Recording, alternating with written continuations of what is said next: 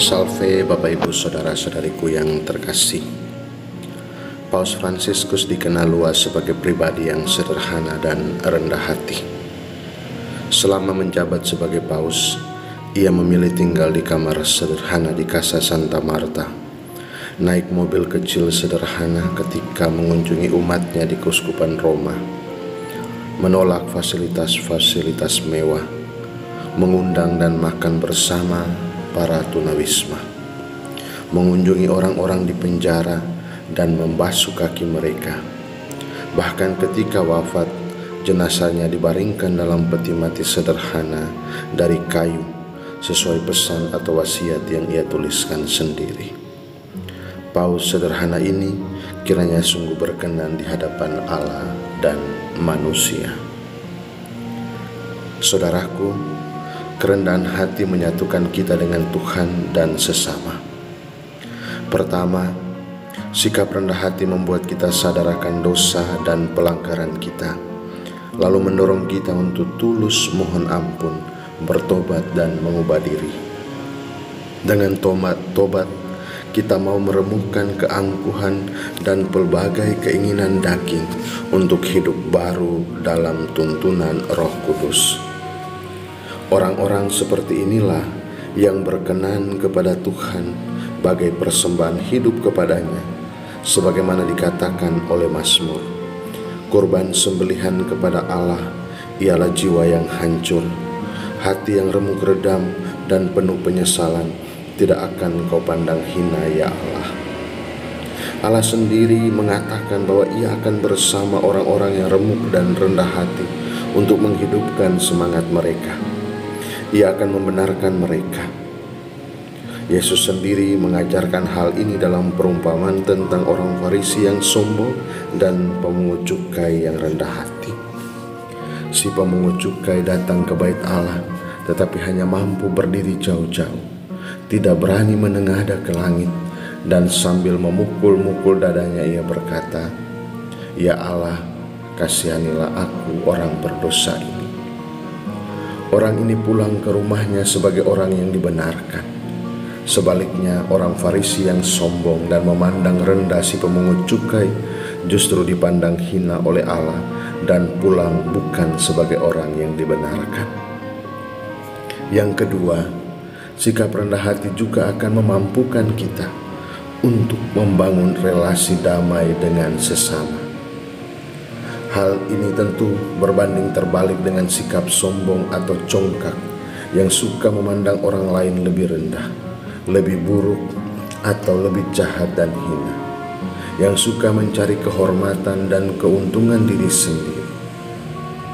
Yesus dalam Injil hari ini menegur sikap angkuh dan kebiasaan orang-orang Farisi yang suka menduduki tempat-tempat terhormat ketika diundang pesta, suka disapa guru dan dianggap paling suci. Sikap dan kebiasaan ini tentu menimbulkan konflik dengan sesama di sekitar mereka. Kata Yesus, ketika engkau diundang ke pesta perkawinan, janganlah duduk di tempat kehormatan, tetapi duduklah di tempat paling rendah. Mungkin tuan rumah akan datang dan berkata kepadamu, "Sahabat, silakan duduk di depan." Dengan demikian, engkau akan mendapat kehormatan di mata semua tamu yang hadir. Sebab barang siapa meninggikan diri akan direndahkan, dan barang siapa merendahkan diri akan ditinggikan. Bacaan pertama dari kitab Sirak juga memberi nasihat serupa. Semakin tinggi kedudukanmu, semakin engkau harus merendahkan dirimu, maka engkau mendapat kasih di mata Tuhan. Ketiga, kerendahan hati memampukan kita untuk melayani dan memberi dengan tulus. Yesus menegur orang-orang Farisi yang suka mengundang makan dan berbuat baik kepada teman-teman kaya supaya mendapat balasan. Kata Yesus, apabila engkau mengadakan perjamuan, undanglah orang-orang miskin, cacat, lumpuh, dan buta. Engkau akan berbahagia karena mereka tidak mempunyai apa-apa untuk membalas engkau. Sebab engkau akan mendapat balasnya pada hari kebangkitan orang-orang benar. Mari kita ingat juga kata-kata Yesus ini. Jikalau kamu mengasihi orang yang mengasihi kamu, apakah jasamu? Jika kamu berbuat baik kepada orang yang berbuat baik kepadamu, apakah jasamu? Orang berdosa pun berbuat demikian. Hendaklah kamu murah hati seperti Bapamu murah hati. Saudaraku yang terkasih, Yesus telah memberikan teladan jalan kerendahan hati. Ia telah mengosongkan diri dengan menjadi manusia dan tinggal di antara kita menjadi pelayan. Pengosongan dirinya nyata dalam sengsara dan wafatnya. Ia melakukan apa yang ia ajarkan. Anak manusia datang bukan untuk dilayani, melainkan untuk melayani dan memberikan nyawanya menjadi tebusan bagi banyak orang. Ia memberi diri dan berkorban bagi sahabat-sahabatnya yang berdosa tanpa mengharapkan balasan, murni sebagai ungkapan dan tindakan kasih dan kemurahan hatinya.